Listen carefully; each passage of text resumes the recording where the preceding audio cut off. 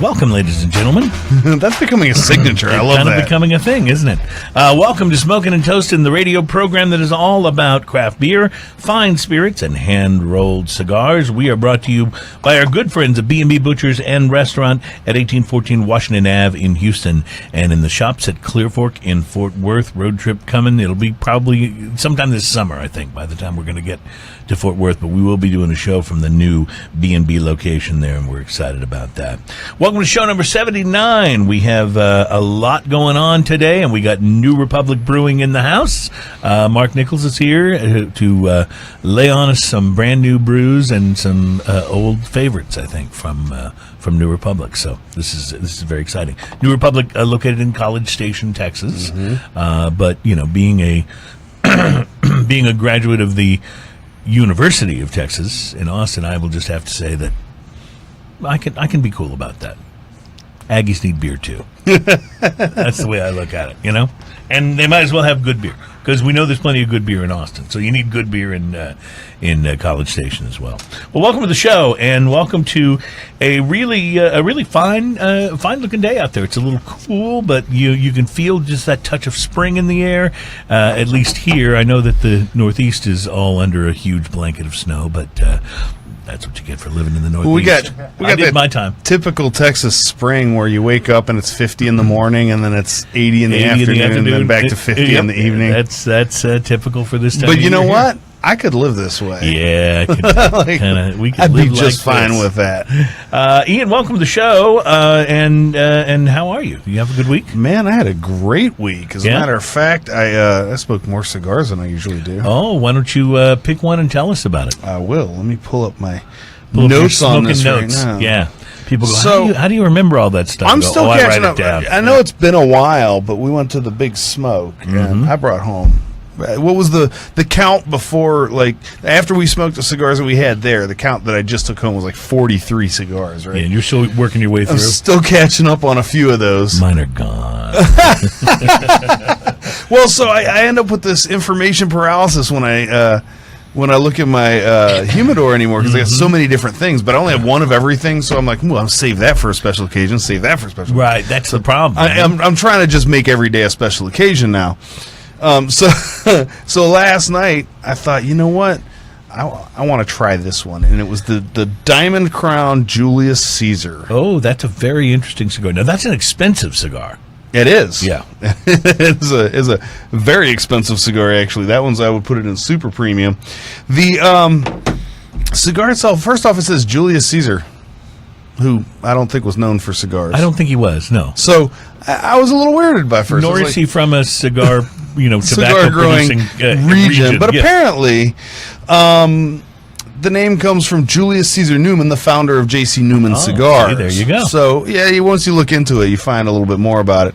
It was apparently created to celebrate the 115th, the company's 115th anniversary, and to honor the founding father's 135th birthday. Mm-hmm.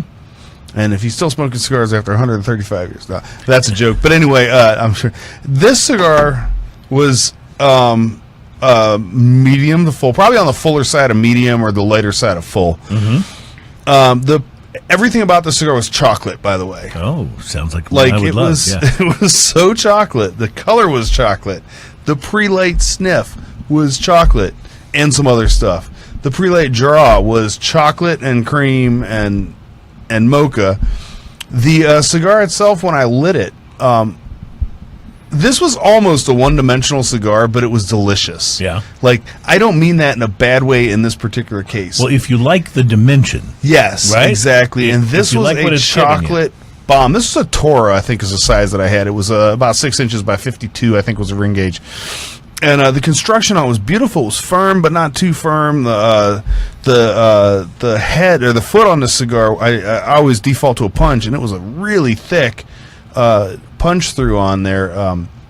The construction was impeccable. The burn on this thing was impeccable. It was chocolate. The first third of the cigar was chocolate. The second third of the cigar was chocolate with a little bit of spice. Yeah. Right? And then I got down to the third. Oh, by the way, somewhere about halfway through the cigar, the ash finally fell off. Oh, right? yeah. That's it got to a point, because it was kind of a big cigar, So it got to the point where it was comical, and I was smoking it real careful. But yeah, about half of this cigar was ash when it finally fell off, and I was leaning forward so it didn't fall all over me. Yes. When I got to the last third of this cigar, the spice ramped up. That's why it wasn't just a one-dimensional cigar. Mm-hmm. The spice ramped up a little bit, and it was chocolate, and it was delicious, and I couldn't stop smoking the cigar until I just didn't have enough cigar to smoke anymore. So I truly, truly enjoyed it. Plus, the label is really cool. It's got a picture of Julius Caesar on the label. Right. Gorgeous, gorgeous cigar. Price versus quality. I think the cigar itself is, what, a $16 cigar? I think that's about right. $15 to $16 cigar if you buy a single stick. I'm going to give it easily a 5. It was worth it was worth it. It was worth every penny that I actually sort of paid for it. It was well, the Big Smoke, you do pay for those cigars. You do pay for it. You just don't see that you're paying for the cigar at the time you buy the cigar. It's a wonderful arrangement, actually. Right. They already took your money, and here's a cigar. But so no, if I walked into a shop and a shop owner said, "Hey, you got to try this at $16," I would have been perfectly happy with that choice. It goes with anything that chocolate goes with. Well, that's a lot of stuff. Yeah, it was fantastic. It goes with Belgium style triple really well. It would go with a whiskey. It would go with a rum. It also goes with whiskey really well. Yes, these are great cigars, and I'll recommend them. You get exactly what you pay for. It's a fantastic cigar, even at that price point. Well, I think I'm glad that you enjoyed that, because those cigars, I will tell you, when I see them in the shop, they're the ones that scare me. Because they're expensive, but they're fairly light colored. They're not like a dark. If I see like an Oscuro or something like that. If I see something and it's expensive, but it's got that real sort of oily darkness to it, you go, well, that's probably pretty complex. It's probably worth, But sometimes when you see those with a little bit lighter thing, you go, man, I really hate to pay $15 for a cigar and then have it be milder than I want, and now I've made this, big commitment. You at least want the complexity, so that's a good thing. Well, I had a very dark cigar this week, and it was one I had not had before. In fact, I'd never seen it before until I got it. It was a Rocky Patel Dark Dominion Maduro Robusto. I haven't heard of this one. I had not either. I'm pretty sure it's only sold through Thompson Cigars online. Okay. I had ordered back in December. I was ordering a humidor, and they had a really good special in humidor that came with some cigars, and so I ordered it from there. And as I was ordering it, the lady, the phone operator, you know how they get ones that it can sometimes be a little hard to understand them? I hung up thinking, I'm pretty sure she talked me into some kind of deal where they're going to ship me cigars on a semi-regular basis. And sure enough, once a quarter, I get a box of cigars. And I don't recall the conversation now, but I must have told them I really like Rocky Patels, because I get a box of a whole bunch of Rocky Patels. And I'm like, okay, I could cancel this, I suppose, but kind of nice getting a box of Rocky Patels. So I was like, I'm still with it. Anyway, this baby was in that, and I'd never seen it before. It had a cigar band that covered almost the whole cigar. It's a fairly short Robusto, but this band was just huge, and it was black and gold, and the cigar was just dark. And when you take the band off of it, because you've got to do that to get the pre-light aroma from it, it's just a wonderful blend of earthy goodness. So I'm just thinking, if this cigar is going to be really good, I wonder why Rocky only did it for Thompson Cigars. I know that a lot of the cigar people do that. They do special blends for a particular retailer or for a particular online thing. Anyway, it's dark and short and absolutely beautiful. Sumatran wrapper, Costa Rican binder, Nicaraguan and Ecuadorian fillers. And once the band was off, I lit it up, punched the top, lit it up, and it burned like a champ. So I'm thinking, I'm on to something here. This is really quite a cigar. It was nice and complex, nutty flavors, ripe fruit. They gave it a little sweetness, that sort of Maduro sweetness, and a solid earthy aroma. It was medium to full, very well made, and a real treat for a time when I didn't have chance to, or time to smoke a bigger and more long-lasting cigar. It did last, probably 45 minutes, so that wasn't bad. So I had to look up the price. It's an $11 cigar. So for a Robusto, $11, you're thinking, okay, for a Robusto, it's not super premium, but it is a little pricey. I'm expecting my Robustos to come in at $5, $6, $7, $8, right?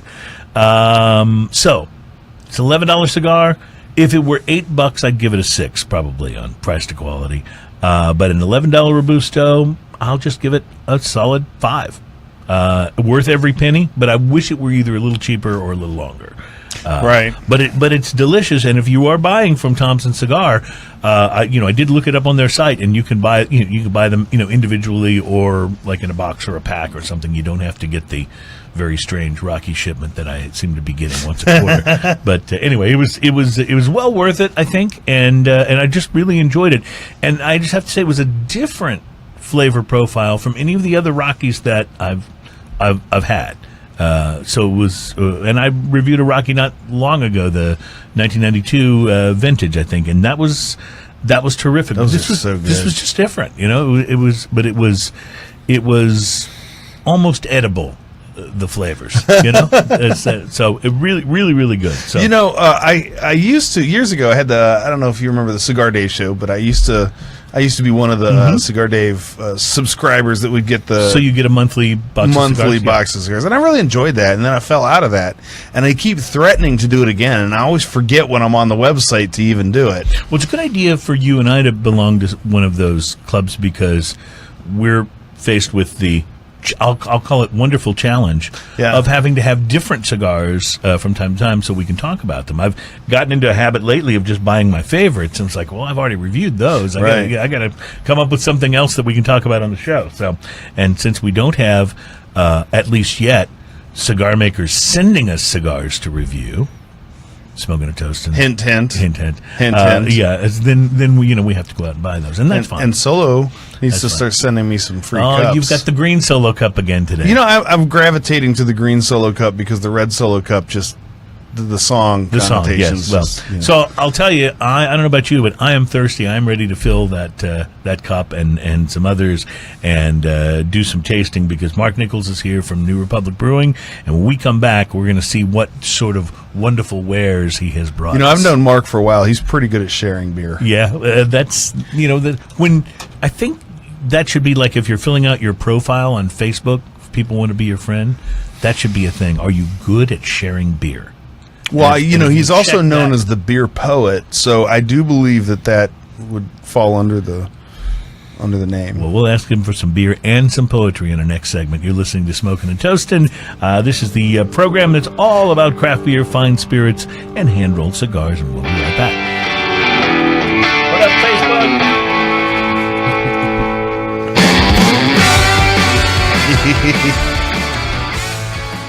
Awesome. I'm sensing beer.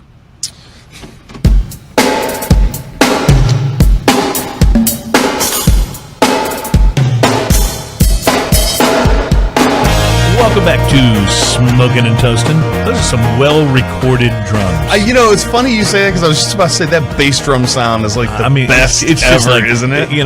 I was talking about this the other day on one of the various radio shows that I do, and that is that to be a drummer, I'm not. I played drums, the only instrument I can play really worth anything.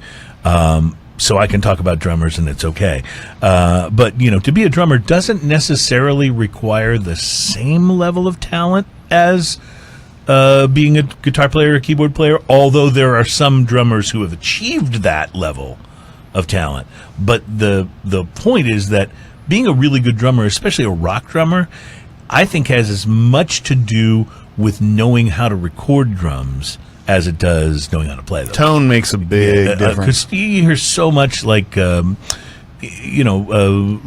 budget indie type stuff where the drum sound just isn't like what we just heard. And it will kill the recording. And it'll kill the recording. Like, no matter what you put on top of it, it still kind of kills it. Spend that time miking the drums. Get it right. I don't know why we're doing drumming tips. But and just so you know, you mentioned about drummers and the amount of talent. I will agree that there are instrument owners across the board, and then there are musicians. And then there are musicians, exactly. And there's a big difference, you know. There is. And I think a lot of it isn't just the amount of skill that you put into your instrument. It's knowing how your instrument sounds and how you want it to sound. Like, yes, understanding tone makes a big difference. Okay, so and it takes years to get that. So best rock drummer? Yes, there's a lot of them. There's Keith a lot Moon. of great ones out Keith there. Moon. Keith Moon was fantastic. See, I Neil almost, Peart. I mean, come Neil on. Peart's like amazing. I almost lean towards, and because of the sound thing that I was Tommy just describing, Aldridge. I would almost lean toward John Bonham. John Bonham. Because he got drum sound on some of those Led Zeppelin songs that nobody was getting. I love back the in story where he always bought kits with 2 bass drums. Yeah. And no one would let him use 2 bass drums, so he just had to do it all with 1 bass drum pedal. His son can play 2 bass drums. I've seen him do it. So. Welcome to segment 2 here, Smoking and Toasting, show number 79. We have New Republic Brewing in the house, and you're not a drummer by any chance, are you, Mark? No. Okay, didn't think so. Welcome to Mark Nichols, who is here with us and has brought beer. And Mark, we have had you on the show a couple of times before, and it's always been great fun. And the last time we had you on, you had just started with New Republic. Yeah, it was day 3. Day 3. We like to get them right when they're fresh. Did you say anything on that show that you now look back and go, ooh, that wasn't correct? I kept my mouth shut pretty well, and I let the founder, have the spotlight. He was a lot of fun, too. Well, yes, we had a great time on that show. Well, you've had plenty of time to learn the beers and really sort of become well-versed in drinking them. And so, and plus you guys have got all kinds of new stuff, don't you? We do. So what's the word at New Republic right now? What are you guys focused on? Right now we're focused on launching 2 new beers. Okay. The first one is called Ale Mary. It's a style style is called Patter's beer. That would be a Patersbier. Okay, so you've got me. I don't know what Patter's beer is. It's a very, very much lesser known style. So really? Going back to the monasteries and the monks brewing in Belgium, they were making their tripels and doubles and stuff like that. But they would for their in-house, something they could drink all day long, still make like their prayers 5 times a day, do all their work. They made a Belgian light beer with the element of wit, blonde, and tripel. So is it lighter, not just in maybe lighter being sessionable, but is it like lower calories and things like that, or is it about the same as the other? It's a lower ABV. Ours is Imperial at 4.2%. The monks would generally brew around 2.5. Wow. Just something that they could just plow through all day long. I was thinking drink it more all day long. Yeah, that totally works. This water is safer than that water. Exactly. Yeah. Well, there were times, back in the day when that was the reason they were brewing the beer, because the water wasn't safe to drink, but the beer was. So, for those kind of problems once again. Right. Yeah. or you can just go to Mexico, because it works there, too. That sounds so good. I don't know. The mics are set differently, but it was a good thing when he just opened that beer. That definitely picked that up. So we are starting then with the Ale Mary. That's very cool. I like the being a football fan. Obviously the ode to Hail Mary. Mary's my wife's name. That's the absolute classic one. So far, I'm digging this whole idea. The absolute classic one being the Terry Bradshaw classic. Oh yeah, Hail Mary shot. That was like one of the greatest. One of the greatest. Which Super Bowl was that? That was in the 80s. Oh, it was like 12 or something like that. But Terry Bradshaw's ancient, so he is. Would be so. Well, I can tell you already on the nose, it's got a sort of a fresh, sort of a almost citrusy vibe to it on the nose. The fruitiness of the yeast is really comes forward in this beer. They're using the same strains as like you would make a tripel from. It almost just in the first taste and in the nose almost reminds me of like a Hefeweizen or wheat beer with that sort of banana bread, rich fruit, very sort of, bready too. Yeah, very very much so. But it's very refreshing. A little more so than like I think your typical Hefeweizen. Oh yeah, yeah. It's got a crispness that you don't usually equate with with the style. You know, with something, the Belgian style. This would be a wonderful gateway beer. You've got a friend that usually drinks the, the big brands and is interested in craft beer, but doesn't want to, do a Imperial IPA or a big porter or something like that. This is a great place to start them because it's as drinkable as those mainstream beers, but just has that flavor that you're not going to get from. It smells so good. It does, doesn't it? It almost makes me hungry. It smells so good. Mm-hmm. Is this on shelves now? It is. It is. Okay. We just released our second batch. Our first batch went sold out in about 4 days. Wow. That's great. Fast. That's great. How big is a batch exactly? For us, it's not tremendous. It's roughly about 160 cases. Still, that's more than that's a chunk of beer. That's more than I could drink in a day. You could make a throne out of that. Yeah, you could. I'm actually trying to build a castle of it around a cheese box in a grocery store right now. Dilly. These are things that you never expect your friends to say. Yes. So you're trying to build a castle. Yeah. Around a cheese box. It's not really a castle, but just castle shape. Like a wall. Yeah, a castle wall around it. That's what I call it. Fascinating. And this is the beginning of the show. Yeah, I know. I also noticed that this can is a different look for you guys. Is this something coming to the whole line, or is it? That is going to be our new look across the board. I like it. Very clean, classic, very classic, yes. Less busy. Mm-hmm. And the most important thing, it says our name prominently above the beer, yes, which is like something we overlooked on our first label. You're right, because you had to kind of scan the can to figure out who the brewery was. Yeah, you're right. I also like that you guys give serving temperature suggestions. Mm-hmm. And the one for this beer, and boy is it correct, is 34. Mm-hmm. Like you want this as cold as you can get it. It's that style of beer. I'm for it. I'm kind of like that with most styles of beer, even the ones that you're really supposed to drink warmer. But I love it. That's terrific. Well, what a great opener. This is a brand new second batch and brewed in College Station, Texas. It leaves kind of an interesting yeasty aftertaste too, but in a good way. That I really enjoy. Like eating a really tasty slice of bread, but one that's got maybe like some of the yeast on the top of it, or that powdery stuff. Whatever, is that yeast on the top? When you have a piece of bread that's got that white powdery coating, is that yeast or is that flour? It's flour. Okay, well. Thank you for correcting me. Not bakers here. I'm sorry that my baking skills are so poor. So without further ado, let's go for the next one. Next one, let's go to Big Brother. Oh, Big Brother. One I heard Ian mention a little earlier, Belgian Tripel. Mm-hmm. Oh, now this is going to be the same yeast, and you're going to see a lot of the same character and elements on a much bigger body. Much fuller, bigger bodied beer, yeah. And what is the ABV on? Nice. What's the ABV on this baby? Sounds so good. 9.2. Okay, so we're stepping up pretty dramatically from the Ale Mary then, in terms of, and it's early in the show, as Ian pointed out. I almost like it already, just for its 9.2ness. You're so difficult to please, Ian. Here. Right. When it comes to, I'm hard to get along with. I'm sorry. Yeah, you and beer, boy. I don't know. Well, I'll tell you, still just really enjoying. The flavor of the Ale Mary. That's terrific, and could be a really good sessionable summer beer. I mean, that's already going on my list for like poolside beer for the summer.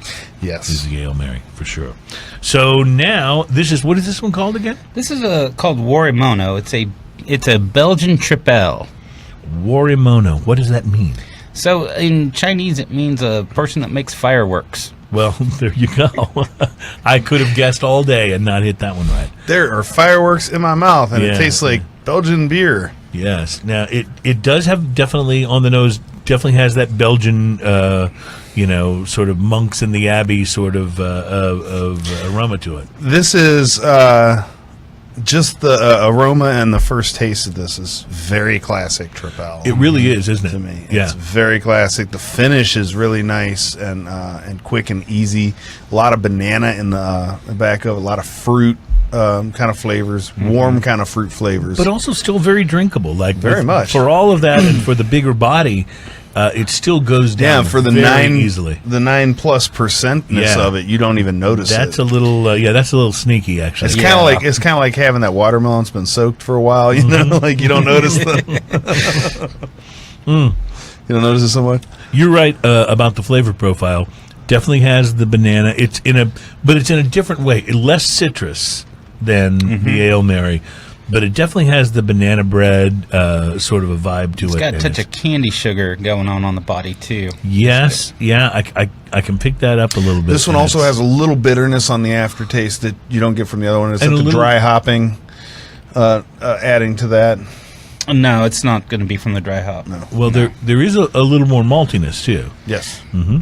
So, wow, that's good. Say the name of it again. Warimono. Warimono. Warimono. Warimono. Mm-hmm. And that's a Japanese fireworks maker? Chinese fireworks maker. Okay. All right, got it. Awesome. All right, well, wow, that's a couple of great beers, and that was a great segment, and there's more to come, which is very exciting. Plus, Padron and others are raising their cigar prices. I will have a little list for you of who's raising theirs and who's not coming up, so you can. Yeah, I know. That's the same face I made when I found this out. So I have that list we'll share with you coming up. You're listening to Smokin' and Toastin', show number 79.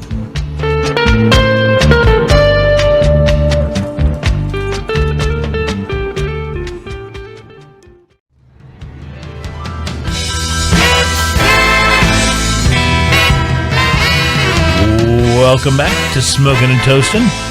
So nice to have you guys checking out the show. We appreciate it. And big thanks to Mark from New Republic for being here and bringing beer, our two favorite things. We love when people visit us on the show, and we like it even more when they bring stuff. And so Mark has brought a cooler and some great stuff. We tried the Belgians in that last segment, and we're going to go another direction here, I think, that's so awesome. That is such a beautiful sound. You guys are going to love this. Coca-Cola has announced they are launching their first alcoholic drink. Coca-Cola is making an alcoholic drink. Does this surprise you at all? Yep. They're going to experiment with an alcoholic drink first in Japan with a budding market there for Chuhi, or Chuhai, I don't know which way it's pronounced, a canned drink made with soju, which is a Japanese spirit that's a lot like a vodka, maybe like a cross between vodka and sake, I guess, would be the best way to describe soju. But it'll be the first time that Coke sells an alcoholic beverage, breaking away from its more typical business model of, non-alcoholic sodas and waters and the other stuff they have. They haven't experimented in what they call the low alcohol category before, but it's an example of how they say they want to continue to explore opportunities outside of their core areas. In Japan, they will compete with Suntory, which is one of the world's largest premium spirits companies, which currently makes a Chuhi beverage, or Chuhai beverage, with a 3% alcohol content called Horoyoi, Horoyoi, as well as they also brew Kirin and Asahi. So anyway, it's a first thing and a bit of a departure for Coca-Cola, but if it works, we could see it in the States as well. We know a guy from Suntory. We could probably get him on and ask him about that. Would be a very interesting. Yeah, that'd be very interesting. Speaking to you, Frank. Yeah, Frank. Right. It might be time to have you return to the program. That would be good. We love return guests because once people have been on the show once, they seem to, like, when they come back, they bring more. Yes. And that's a more is once they get how fun we are, right? Yeah. Well, how fun you are. I didn't want to be the one to say it. Mark, what are we going for? You mentioned during the break this would be a palate cleanse. Yeah, this is our Cadigan. This is our thirst quenching. Oh, it's your easy blonde. drinking blonde. Mm. We tried this on the first time you were here, and we all appreciated it. And I got to be honest with you, I like the flavor. The nose on this is interesting. It doesn't taste like the nose. Well, I'm not picking up a whole lot on the nose. It's unlike, say, the Ale Mary, which you immediately got some of that fruitiness and the citrus, this is a little more just... It's a little harder to detect, at least for me, on the nose. It's kind of a kind of classic beer smelling beer, and I don't mean that in any kind of bad way, but the flavor pops really. I expected less flavor from the nose of this, to be honest with you. Well, and then once you taste it, once you have it and rolling around in your mouth, you really get a lot of little things going on, especially all at once. So this one of your earlier beers that you guys started? Yeah, this is our number 3 beer. Okay. That we came out with. I want to say it was our 2nd year in business. It's very, even though Ian's like choking right now, but it's a very. I'm getting all choked up about it. Very easy drinking beer, though. It is much like the Ale Mary. Smooth. But a very different flavor profile. It's more what you would expect, I guess, from a blonde ale. All right. But it's, now I'm going to do something here that I find ultimately entertaining. Okay. We're going to wind up the beer poet. Oh, the beer poet. Okay. And we're going to say, beer poet, what am I expecting to taste in this beer? Well, you're going to get, some subtle breadiness and hints of citrus through the aroma, but as it gets to the body, it's going to be a nice medley of like fresh baked bread with biscuit and honey. And then it's going to conclude with a subtle burst of bright citrus flavors right at the finish. It's eerie how accurate you are at that. And actually, I didn't pick up the honey until you said it. It kind of actually sounds like BS, but then you go, it's so true. Oh, he's so right. I am tasting those That's why it's so fun. I love doing that. Wow. And my mom is so proud of me, too, that part of what I do for a living is tasting beer and going, yeah, I taste this and this and this. She's not really, but I like to think she is. He was such a nice boy. He was such a nice boy. Now he has a beer tasting job. It's again, it reminds me of my favorite episode ever of Cheers, where Norm gets a job as a beer taster at a brewery, hilarious. and they put the white coat on him, and he walks into the room where the big tanks are, and he just goes up to one and hugs it. It's a beautiful moment. This is really good and really refreshing. What does Cadogan mean? All right, so Cadogan is the name is basically the technical name for when you don't know what to call something. When you use like a thingamajigger, whatchamacallit. Right. Those are Cadogans? Like those are Cadogans. So to use that term is a Cadogan. So was that because you were having trouble naming this particular blonde ale? Not exactly. Yeah? It's because we were having trouble with a cease and desist on another beer. And we weren't very comfortable with the names that we wanted at the time. Well, I love this. What not getting another one. That's a do great you know story. anything about cease and desists on names? Not a thing, no. Things like that. I've never experienced anything like that before, ever.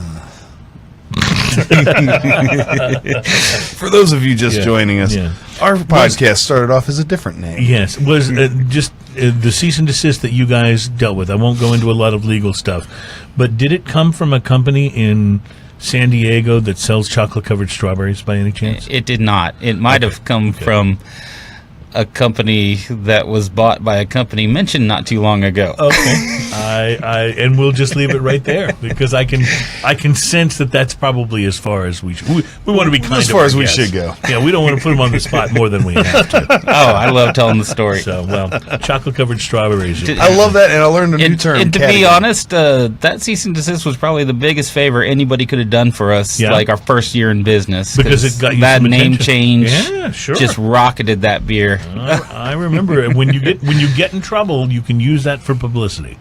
Just needs to be the kind of trouble you can recover from. That's all. Yes. Right? So Cadogan, I like it, and you were absolutely right. It is a complete palate cleanse from the other beers, and now I sense you're taking us in another direction here. Yeah, it's time for some hops. Okay, I'm a hops loving person, so let's see what we got here. See the bigger cup. IPA in your lineup before? Not a single. Just the whips this is off. The first one. Now that's really interesting because so many craft breweries kind of come onto the scene with an IPA. That's one of the first things that that they do, and you guys went a completely different direction. And I have to tell you, when you came in really last time, I concept. really enjoyed Whipsaw, and then it was immediately difficult to find. Yeah? I think you did that on purpose. Well, part of, we've been going through a lot of changes in the brew house. We've had adding new equipment, added a new brew house to it, and all the plumbing and fitting everything in. Are you guys having an anniversary coming up sometime soon here?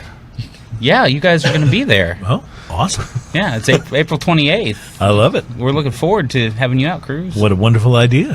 We're going to have like 10 special tappings that day. Oh, wow. All kinds of stuff. So when you do an event like that and you have special tappings, obviously you look at your existing lineup and you go, okay, what do we want to add to this for the event, right? It's more like, what do we want to have fun with and what do we want to show off? Yeah, I love that. That's better. It's like, you get to do fun things. It gives you credibility. It's really enjoyable for the guests and the people come out. So with the 10 special taps, are some of those going to be like these are new in the line, or are they all going to be special, like, hey, we're just doing this once and trying it out, or this is just for fun, or a little of A, B, C, and D? Everything, most things start off for fun, and we see where they go from there. Okay. I don't mean to interrupt. Not sure how many are viable, but I don't mean to interrupt all this wonderful and very interesting beer talk, but Mark, this is a damn fine IPA right here. thank you. Wow. I'm very impressed. As someone who I would say IPA is probably my favorite category, or whatever you want to call it, my favorite style of beer, but IPAs can be so incredibly different. And, you've got the sessionable ones, you got the juicy ones, you got the West Coast, you've got all the different styles that go into IPAs. And I have a tendency to lean towards the sessionable ones because I just feel like the flavor is a little bit friendlier. You get the hops, you get that, that sort of IPA bite, but it isn't, as Ian often says, it isn't like chewing on a pine cone. And this really falls into my wheelhouse. This is delicious. I smell a lot of that hoppy IPA, almost pine coney kind of scent, but with tangerine on top. So it's like orange zest. It's kind of like when you got that knife and you're slicing across the peel of the orange, and those little bubbles are popping of zest, the little oils are releasing. That's what you got. That's really good. So this is King's Head India Pale Ale. What can you tell us about the name, King's Head? So King's Head is a very prominent English name. Lots of pubs and products and stuff like that, but there wasn't a King's Head IPA. So it's not like Bring Me the King's Head on a platter. No. So being of British origin, where the IPA was born, we have the name King's Head as a tribute. That's not an answer to the Dilly Dilly. No. The Dilly Dilly really deserves no answer. That's where I would go. You were talking about the British IPAs, and I remember the first India Pale Ale that I can think of was of ever trying was definitely a British one. Man, now of course I'm not going to be able to think of the name of it, but it's the. Well, you know what? Rather than hold up the show, I'll think of it and come back to that. But anyway, what my point was going to be is that it's a very different taste than what we have come to associate with IPAs now. The sort of first India Pale Ale that I had, but it's this is just right down the lane for me. Love this. So this is what I'll be getting some of this on the way home. Thank you. That's how good directly affecting sales. Yes, that's what we do. That's what we do. Wow. So this is Third Coast. Third Coast. Now, what does that mean? Third Coast. So Third Coast isn't an official style, but collectively, a lot of Texas or hot, humid climate brewers recognize the need for a beer that doesn't leave you dry and parched, like some of the other IPA styles have a tendency to do. And this doesn't leave a dry bitterness in the aftertaste at all. In fact, one of the things I'm loving about this is I can totally see having this with a cigar, and I talk about this on the show quite a bit. It's like there are some IPAs I may love the flavor, but that's going to have to be when I'm not smoking because the bitterness of some of the IPAs on the finish just really does not gel with the cigar. But this, I think, could. Definitely. Wow. I'm sorry, we totally interrupted. Yeah, we did. Please continue. We were waxing about your beer. No worries. This is a 2-hop IPA. It's all Amarillo and Cascade, and we brought in a specialty malt called Golden Promise, and that's what gives it that little background near the finish of Honey Biscuit. Yes. But then it's just like a nice, beautiful medley on the body of like orange pine and grapefruit. What's the ABV on this? It's 6.5. Okay, and 60 IBUs. It's really wonderful, really wonderful. It's King's Head. I'm endorsing this. So it does drink a little bit lighter than it actually is. It's a pretty big IPA for all that, but it's not like a bitter beer face kind of thing going on. Definitely not. Man, you got to get this in some taps in the Houston area. Yeah. That would be great. Yeah, to rival the one that's always on every tap. Always on every tap. That I'm like, do you have any beer, any IPAs other than that? That one. And often the answer is no, which is disappointing. All right, we're going to take a break. When we come back, we hope you will join us, Mark. Take a short beer break, and we'll be sampling a product I did not know existed until a couple of days ago. It is a single malt, a 14-year-old single malt, but it's Tullamore Dew's single malt. I've had Tullamore Dew and enjoyed their blended whiskey, but I've never had a Tullamore Dew single malt, so we'll be trying that next. Interesting. Yep, you're listening to Smoking and Toasting, and we appreciate you listening. Oh, yeah. Hi, Facebook, everybody. What's up? Buy this IPA. It's good. And that's not your typical IPA. That's...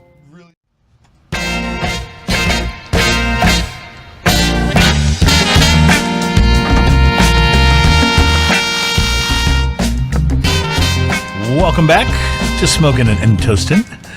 We are enjoying some very, very good beer today from New Republic, and our buddy Mark from New Republic has furnished the beer, and he's here. And I would say this is not just because I really enjoyed the IPA, which I did, but you're as knowledgeable about beer as any guest we've ever had, if not more so. Like, you really know your stuff.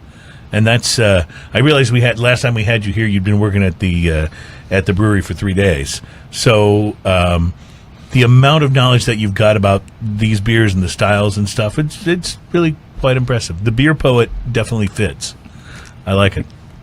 Thank you. It's a compliment, and I love your IPA. So this is great stuff. Okay, so I mentioned this earlier, Ian. Padron is raising prices on some of its cigars, and so are a few other companies. I have a little cheat list for you here. I have the companies whose prices are about to go up. So go buy existing ones of these before the price goes up, and then a lot of them have not announced, but Padron has announced a price increase.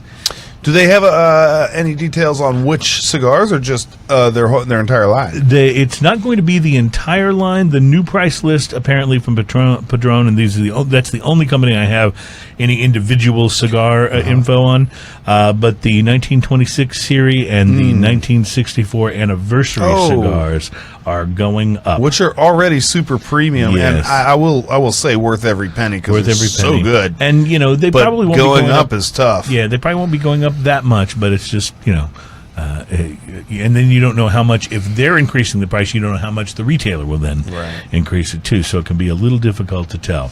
But Padron is increasing their prices, and so is Oliva. We need to get them back on the show. Yeah. And with samples that aren't more expensive, and so is Perdomo, by the way. So now a lot of companies have not announced that their prices are shifting or not, but we do have a few that have confirmed there will be no price increase. So there's I can give you those as well. No price increase from AJ Fernandez. No price increase from Davidoff. No price increase from Miami Cigar and Company. No price increase from Nat Sherman. And no price increase from Tatuaje. And no price increase from Casada. Yay! There you go. Yeah, I'm a big fan of the Casadas. Oh, those I haven't had a Casada that I don't like. That's the crazy thing. Like, and you know their what? Oktoberfest is so good every year. And I'm starting to get that way about AJ Fernandez, particularly his more recent blends. Like, I am so impressed. I agree. So impressed with what he's doing. So anyway, so there's a little price increase information for you. You can either go out and buy, your favorite Padrones before they go up, or you can spend your money instead to reward those who've announced no price. Right, and just referencing an earlier conversation about drummers, Bill Ward. Okay. Name one more drummer who did more with a 4-piece kit, I believe he had, than that guy. He was amazing. I will say this about a couple of drummers that we mentioned, and I'm glad you went back to the drummer thing. Neil Peart. What's the show about again? Yeah, I forget. Neil Peart. I've had love too many, that guy. I've had too many beers. I don't know. Neil Peart is not only one of the best drummers probably ever to play, but he's also the best musician in that band, and that's saying a lot because the other two guys are pretty fabulous outstanding musicians. Yeah, but he is and he writes the lyrics, which is again a very uncommon drummer. I'm just going to say that again. I can rag on drummers because I'm closer to a drummer than anything else. I also wanted to mention John Bonham, who I was mentioning.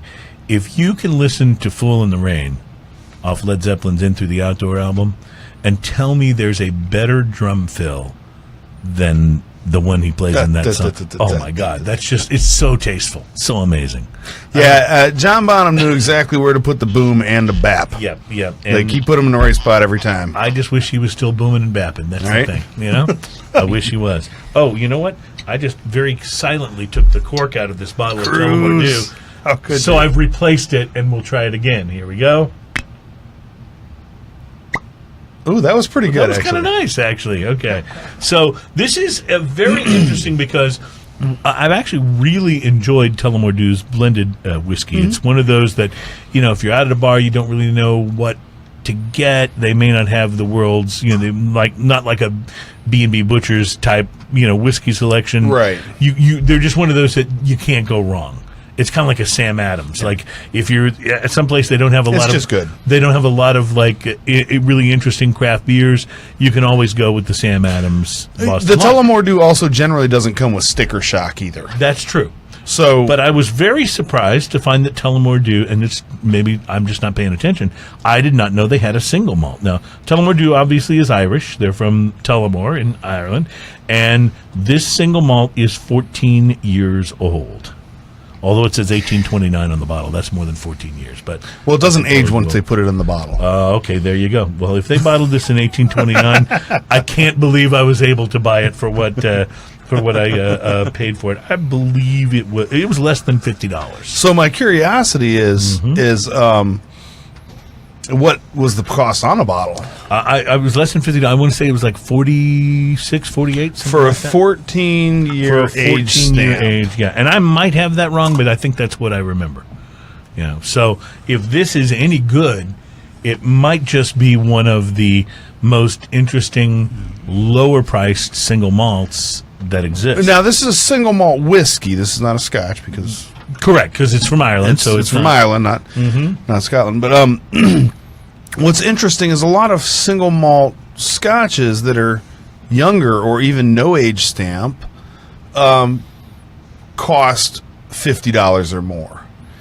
And so if you're getting something that's been aged and is single malt at that, you just got to hope that it's going to be good beyond that, because that should be a good price point. I've just looked up the Tullamore Dew single malt, and it looks like it's just a little over $40.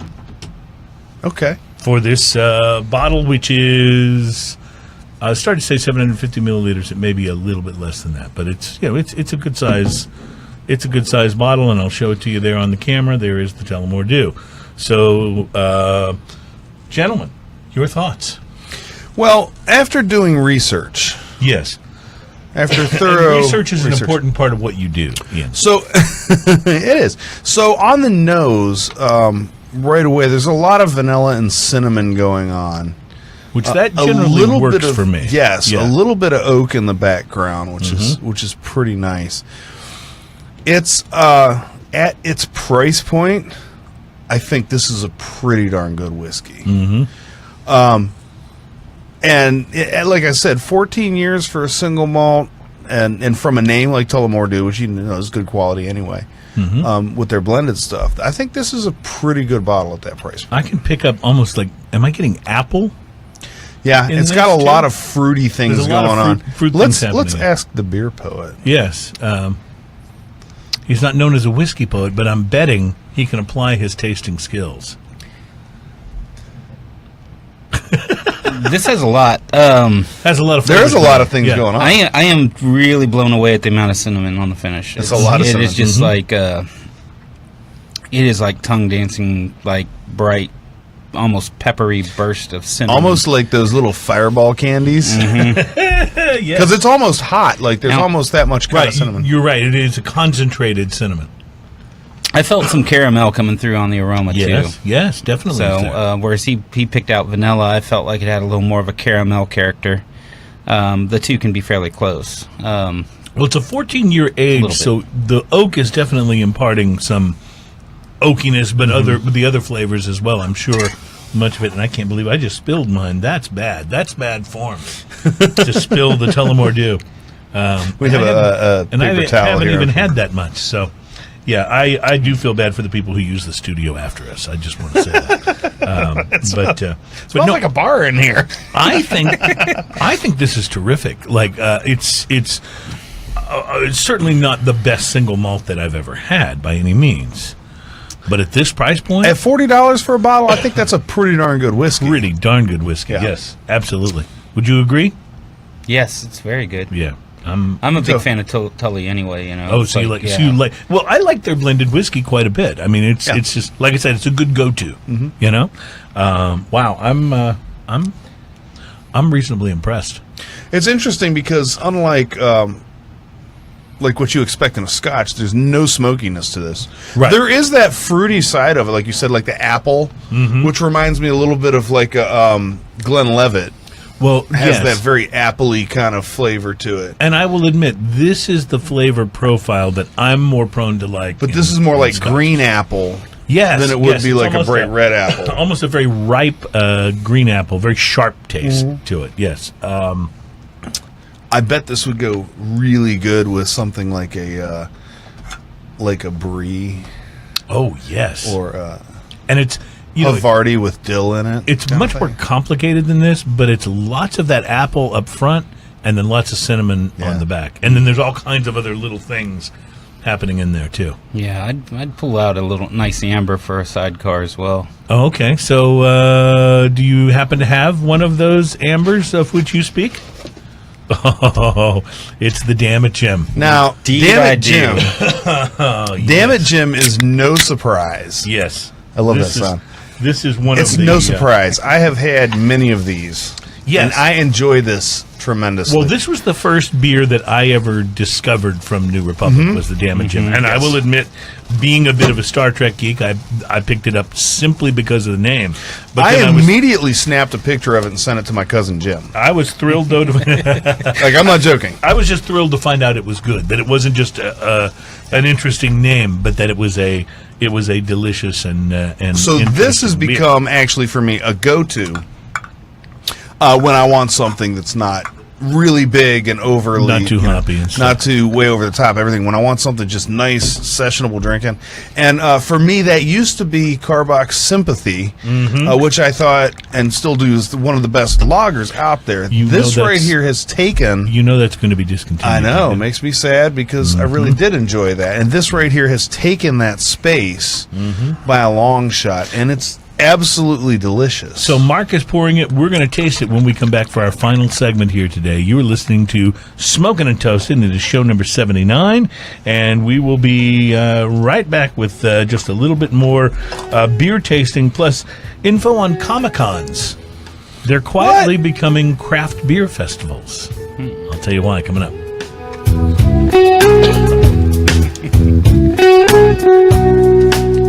Yeah, ever since you guys were on last time, and I'd had it a time before that, but ever since that last time, this has become a staple.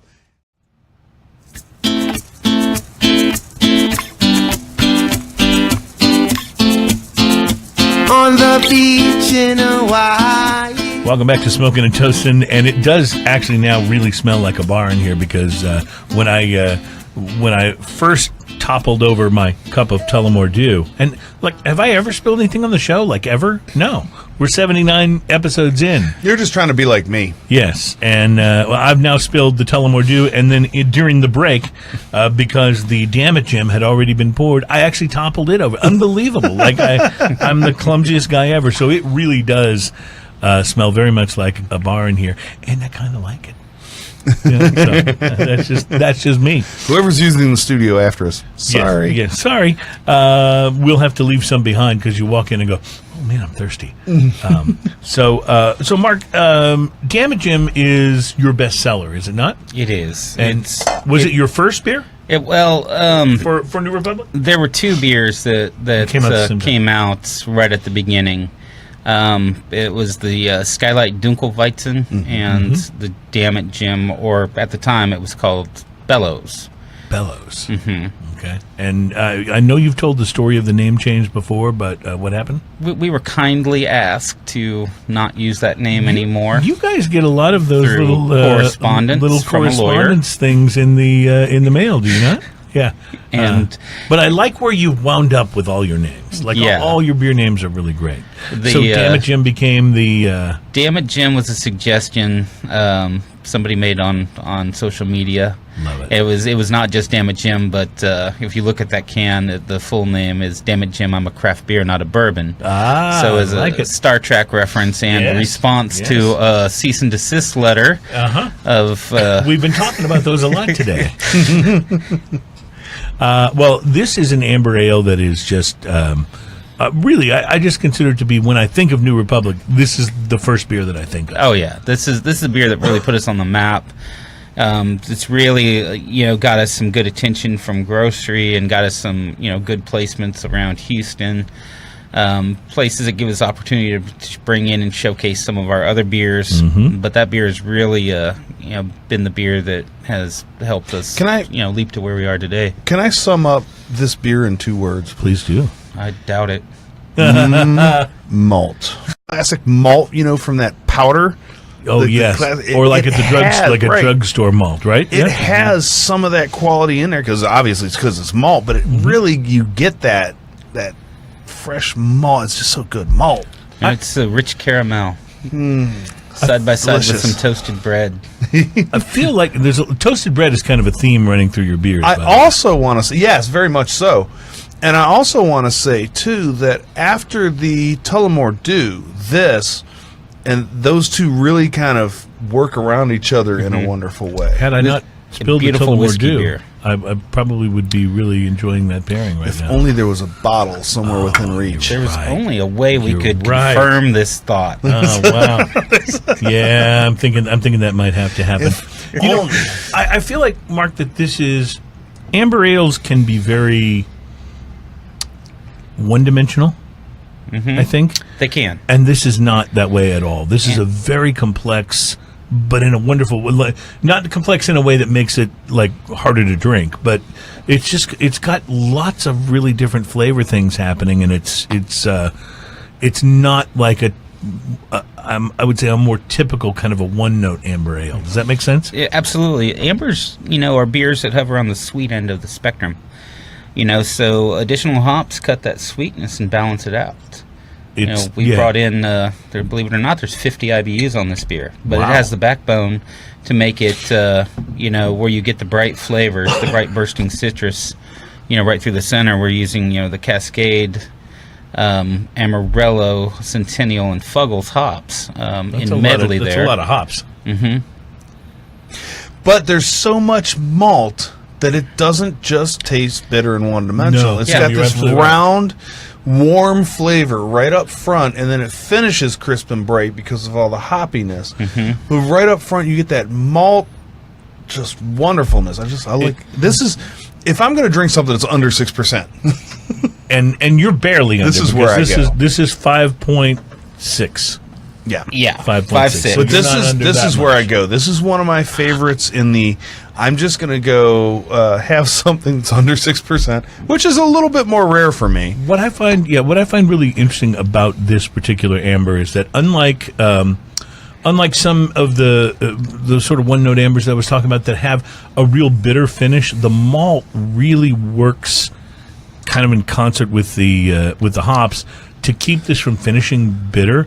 And because there are some ambers that will finish more bitter than an IPA, and you don't want that because it's a lighter, supposedly more easy drinking beer, and this one very successfully navigates that. It's interesting too if you go back to your Tullamore Dew and just inhale right over it, you're going to notice a lot more of the banana in the After having that big malt bomb. You notice a lot more banana in that Tullamore Dew that wasn't there before. And it then if you take another sip of the Tullamore Dew, it changes the flavor profile of the Damagem also. And there's a lot more, like I notice there's a lot more apple in it too at this point. Yes. Well, it's interesting. You're definitely picking up the apple from the Tullamore Dew. And there's still so much cinnamon. Yeah, no, it actually, when I went side by side, the cinnamon, actually, the beer washed over, but then the cinnamon came back with a vengeance, like right behind it. It's very neat. It's quite good. Interesting. I bet if you had the Tullamore Dew and a piece of cinnamon apple pie, I bet you couldn't taste the pie after Tullamore Dew. You could be right about that. You're like, this tastes like apple pie. This tastes like apple pie. I don't know. Well, I think what the world probably needs more than anything is happening as he goes for dessert. And that is that Comic-Cons are starting to serve craft beer, and it's taken off like crazy. All right, I have a question for you. Yes. When did hot chicks start going to Comic-Cons? Well, okay, so let me, as someone who's actually been to more than one of these, I always, this is how I describe myself, by the way. I'm totally cool with letting my geek flag fly. I'm totally fine being a nerd, but the way I would describe myself is I'll go to a Star Trek convention, but I won't wear the pointed ears. That's where I draw the line. Do you need a translator when speaking Romulan? It helps. It helps. But I've been to Comic-Cons. I've never dressed up. But to answer your question about hot chicks, there are some hot chicks at Comic-Con, and they're wearing some very interesting outfits. However, not all the chicks are hot chicks. Most of the chicks are not hot chicks. They exist. They're there. Well, but you may have to search. In their defense, most of the dudes are not hot dudes either. Yeah, but I'm looking at a Gandalf here who's like rocking it. Look at that. Look at that. Well, this is just, you got to show that. I did that in a grocery store. We got to share that. You got to show that to the camera, Mark. That's fantastic. Well, this is a picture of Mark in a robe. Monk. Comic-Cons are looking very monk-like. And see, this is perfect. With a cauldron. That's you with the cauldron. Smoking cauldron. Oh, I love it. I love it. Well, if you're headed to Comic-Con, you will find that the beer choices are not only increasing, but growing in quality dramatically. As a lot of brewers like Fremont and Firestone and some of the really cool craft breweries around the country are getting together with Comic-Cons. This would be perfect for you because you could do the Gandalf thing. You guys should totally get involved. Well, here's a surprising thing. I actually went to Comic-Con once. Mm-hmm. And I dropped my wife off, and then I went mountain biking. Yes, but I have two words for you, sir. Renaissance Fair. Thank you. And all that is Comic-Con for people who like to be outside. That's all that is. I suppose there's that. Okay, we're looking for a couple of glasses here. So I want to ask you a question. Why do you take my Marlin Spike away? Why did I take you take my Okay, so Marlin Spike, and this is, you introduced me to this the last time you were on the show. Marlin Spike is a Moorish porter. Moorish is a questionable word in there.